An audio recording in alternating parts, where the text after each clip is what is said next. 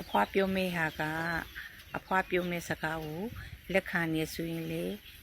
ဖွားတွေအကျိုးလက်မခံမှုဆိုရင်လေဘာမှမဖြစ်ဘူးတချို့မိဘနဲ့တာသမီတောင်မှတာသမီတွေကမိဘပြောတဲ့စကားကိုလက်ခံနေ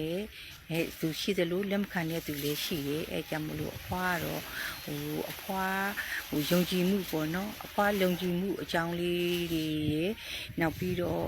လက်ခံတဲ့သူရှိရင်လေအတိတရားလေးတစ်ခုရကြရအောင်လို့မလို့အဖွားပြောတာနော်အဖွားတို့ကရှေးလူကြီးတွေပြောတဲ့စကားတွေကိုမိဘတွေက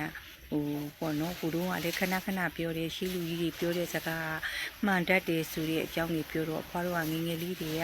အဲ့ဒီစကားဆိုရင်ယုံကြည်တယ်အဲ့ဒါဘာလဲဆိုတော့လူတွေမှာအချင်းတစ်ခုရှိတယ်လေဘာမှအရေးတကြီးမရှိဖြစ်ဖဲနဲ့လေပါဇက်ကနှုတ်ကြိုးနေတော့ဘာလေးကိစ္စအကြောင်းအရာလေးရရှိစိတ်ညစ်ပါတယ်လို့စိတ်ပြက်ပါတယ်လို့ပေါ့သမီးရဲ့ဥပမာပေါ့ဈေးသွားလို့ပစ္စည်းတစ်ခုမေ့ကြံခဲ့ရင်တောင်မှဒုက္ခပါပဲဒုက္ခပါပဲနောက်ပြန်ယူရင်ရတယ်လေသမီးရဲ့ပြန်ယူရင်ရတဲ့ဟာကြီးကိုဘာမှ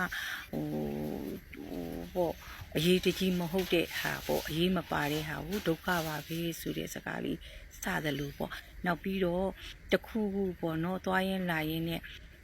စိတ်ပြက်စရာလေးတွေတွေ့လာတယ်ဆိုတာကလည်းဥပမာအဝိအစားပေါ့တချို့လူတွေအမြင်မတော်တာလေးတွေရှိခဲ့လို့ရှိရင်လေအမြင်မတော်ဘူးဆိုတဲ့စိတ်ကလေးနဲ့ဒီစိတ်ကကြည့်ခဲ့တာမဟုတ်ဘဲနဲ့စိတ်ပြက်ကြည့်ခဲ့ရတာစိတ်ပြက်စရာကောင်းလိုက်တာ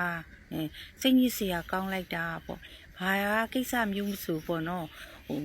နှုတ်ကကျိုးနေတယ်လေအဲ့ကြတော့သူကစိတ်ပြက်ပါတယ်စိတ်ညစ်ပါတယ်ဒုက္ခပါပဲဆိုတဲ့စကားလေးတွေကဘာစကားပဲဖြစ်ဖြစ်ဘာအကြောင်းအရာနဲ့ဖြစ်ဖြစ်အဲ့စကားလေးတွေကပါတတ်ကြတယ်အဲ့ဒါကစိတ်ပြက်ပါတယ်စိတ်ညစ်ပါတယ်ဆိုရင်စိတ်ပြက်ပါတယ်စိတ်ညစ်စရာတွေနဲ့ကြည့်ပဲတွေ့နေကြတတ်တယ်ဒုက္ခပါပဲဆိုတာလေဒုက္ခတွေနဲ့တွေ့နေတတ်ကြတယ်ဆိုတာအဲ့တော့ဆင်ញင်ကြဖို့ပါအဖွားတို့ငငယ်တုန်းက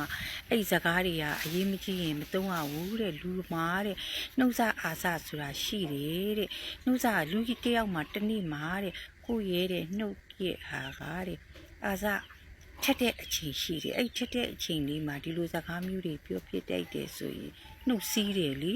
အဲ့ဒါကြောင့်မလို့ဘာပဲဖြစ်ဖြစ်ကောင်းတဲ့အတိတ်နိမိတ်စကားလေးတွေပဲပြောကြပါလို့အဖွားကပြောချင်တာပါနော်ဘာဖြစ်ပြီးတော့လူတယောက်အိမ်ကိုသွားတယ်ဆိုရင်လေစိတ်ပြစ်ပါတယ်လို့စိတ်ညစ်ပါတယ်ဆိုတဲ့စကားတွေလည်းမတုံ့နှုံကြပါနဲ့ဘာဖြစ်လို့ဆိုတော့သူတို့ရဲ့အိမ်တွေမှာမင်္ဂလာရှိတဲ့စကားသံလေးတွေပြောနေတဲ့အချိန်ဖြစ်ချင်းဖြစ်